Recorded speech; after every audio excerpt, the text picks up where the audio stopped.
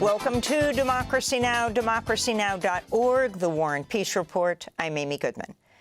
Israelis are marking the second anniversary of Hamas's attack, which left 1,200 people dead, including more than 700 Israeli civilians and 79 foreign nationals. Memorial events are underway in kibbutzim in southern Israel, where people were killed or kidnapped. Meanwhile, large rallies are being held in Tel Aviv and Jerusalem, calling for the release of the remaining hostages held in Gaza and a ceasefire. Over the past 2 years, Israel's indiscriminate war in Gaza has killed more than 67,000 Palestinians, including at least 20,000 children, though the figures are believed to be a vast undercount, with thousands of bodies trapped under the rubble. In Egypt, indirect talks between Israel and Hamas are underway for a second day on a U.S.-drafted 20-point Gaza ceasefire plan. This comes as Israel continues to attack Gaza, with at least 8 Palestinians killed since dawn today. They're among more than 100 people killed since President Trump last Friday called on Israel to halt the bombing campaign.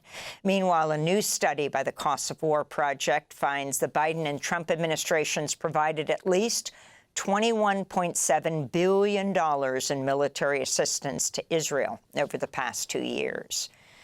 Swedish activist Greta Thunberg was among at least 170 activists deported from Israel Monday after Israeli military forces last week raided and captured dozens of boats in the global Samud flotilla, which attempted to break Israel's siege and starvation campaign in Gaza. On Monday, Thunberg spoke to a cheering crowd as she arrived at an airport in Athens, Greece, confirming she and other flotilla activists faced abuse in Israeli custody. She also posted this message on her Instagram. Do not let me and other volunteers on the flotilla be a distraction.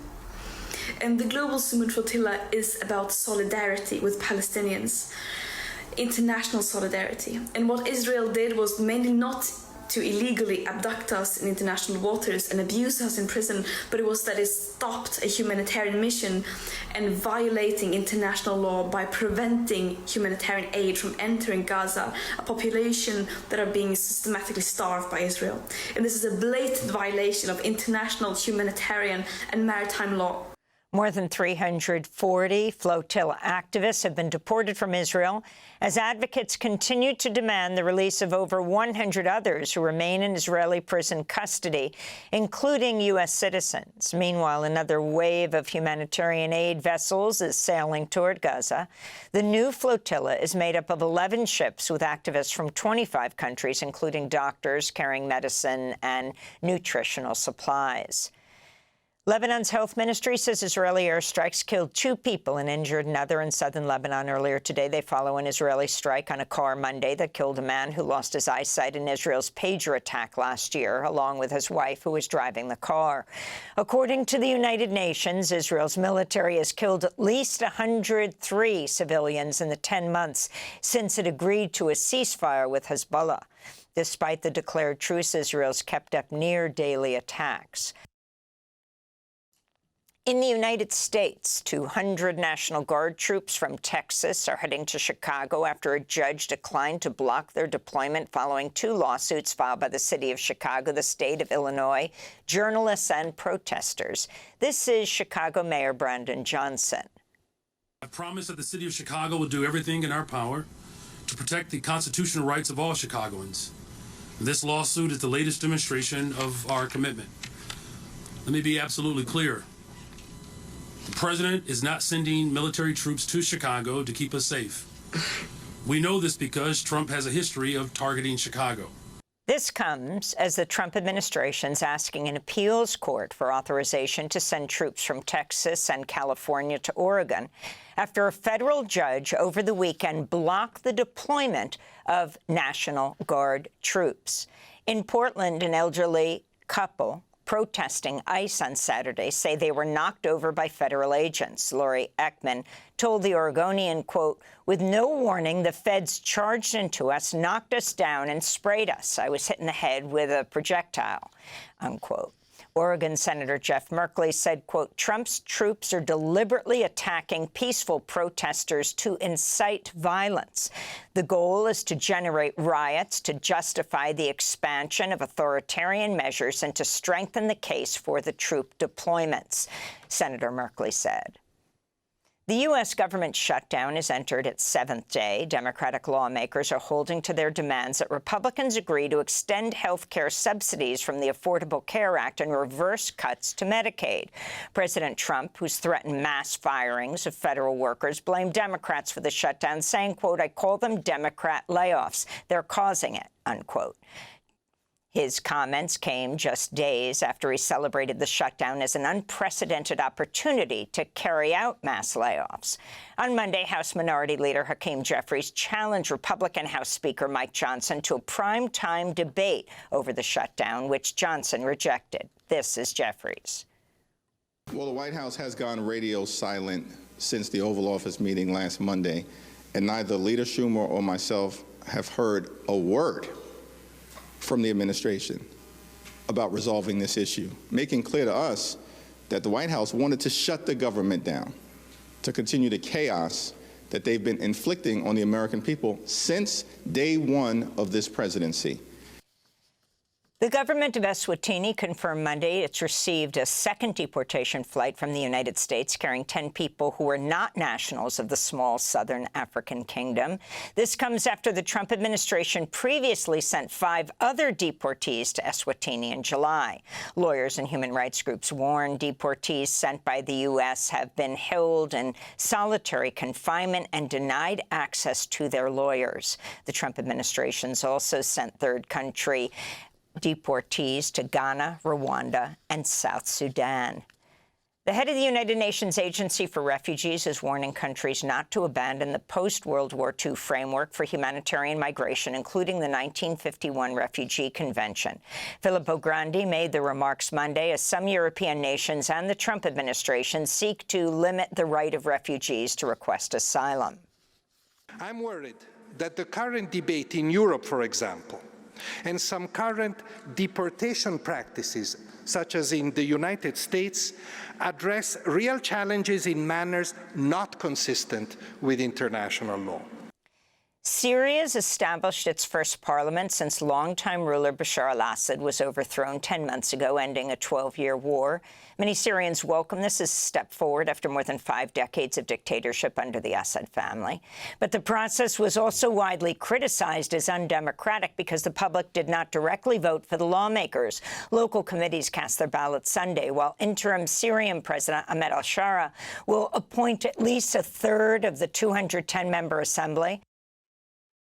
There were also mounting concerns about the underrepresentation of women and minority groups. Only 4% of members of the new Transitional Assembly are women. In related news, the Syrian army and the U.S.-backed Syrian Democratic Forces have reportedly reached a ceasefire deal in Aleppo. This comes after recent escalating tensions between the two groups and the killing of a member of the Syrian security forces in an SDF attack.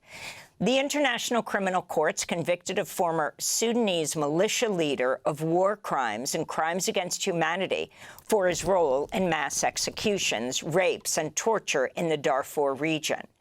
Ali Mohammed Ali Abdulrahman, also known as Ali Kushaib, was a commander in the Janjaweed militia when the Darfur conflict erupted more than 20 years ago. Then President Omar al-Bashir's government responded to the rebel uprising with a scorched earth campaign of aerial bombings and gruesome raids across villages carried out by Janjaweed troops. Over the years, it's estimated up to 300,000 people have been killed in Darfur and over 2 million displaced. Al-Bashir has been charged by the ICC with crimes including genocide and remains in a military-run prison in Sudan. ICC presiding judge Joanna Corner explained Monday's verdict. The chamber is convinced that the accused is guilty beyond reasonable doubt of the crimes with which he has been charged. Its verdicts are unanimous. This marks the first time the ICC has convicted a suspect of war crimes in Darfur. Back in the United States, Paramount Skydance has acquired the right-wing digital media outlet The Free Press for $150 million and has installed its co-founder, Barry Weiss, as editor-in-chief of CBS News.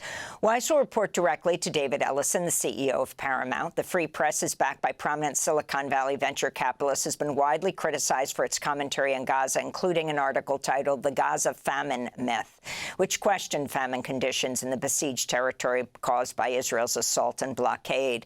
A CBS correspondent told The Independent, quote, "The fact that we don't have money to pay journalists, but we have money to pay Barry Weiss between $100 and $200 million is indicative of what the Ellisons' true goal here is, and it's not journalism," they said.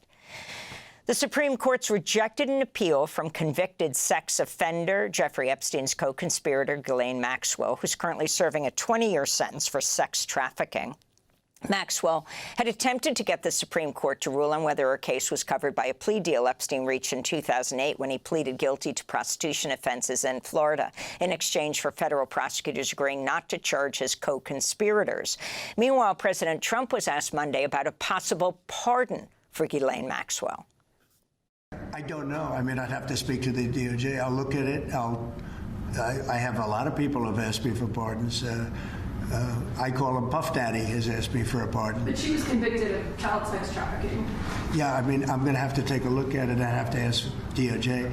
Meanwhile, Adelita Grijalva, who just won a special election for a congressional seat from Arizona last month, has still not been sworn into Congress, despite arriving in Washington, D.C. last week. Last Friday, House Speaker Mike Johnson canceled previously scheduled votes for this week and is holding pro forma sessions with just a few minutes of business per day. Grijalva thinks it's because she's the deciding vote on a petition to release the Epstein files. Democratic Congresswoman Alexandra Ocasio-Cortez echoed her concerns, writing on X, quote, "The government is in full shutdown and the Republicans are refusing to call the House back into session. Want to know why? Because we have secured the final vote on releasing the Epstein files and they don't want them out," unquote. And those are some of the headlines. This is Democracy Now!, democracynow.org, the War and Peace Report. I'm Amy Goodman in New York, joined by Democracy Now!'s Juan Gonzalez in Chicago. Hi, Juan. Hi, Amy, and welcome to all of our listeners and viewers across the country and around the world. Thanks for watching Democracy Now! On YouTube. Subscribe to the channel and turn on notifications to make sure you never miss a video. And for more of our audience-supported journalism, go to democracynow.org, where you can download our news app, sign up for our newsletter, subscribe to the daily podcast, and so much more.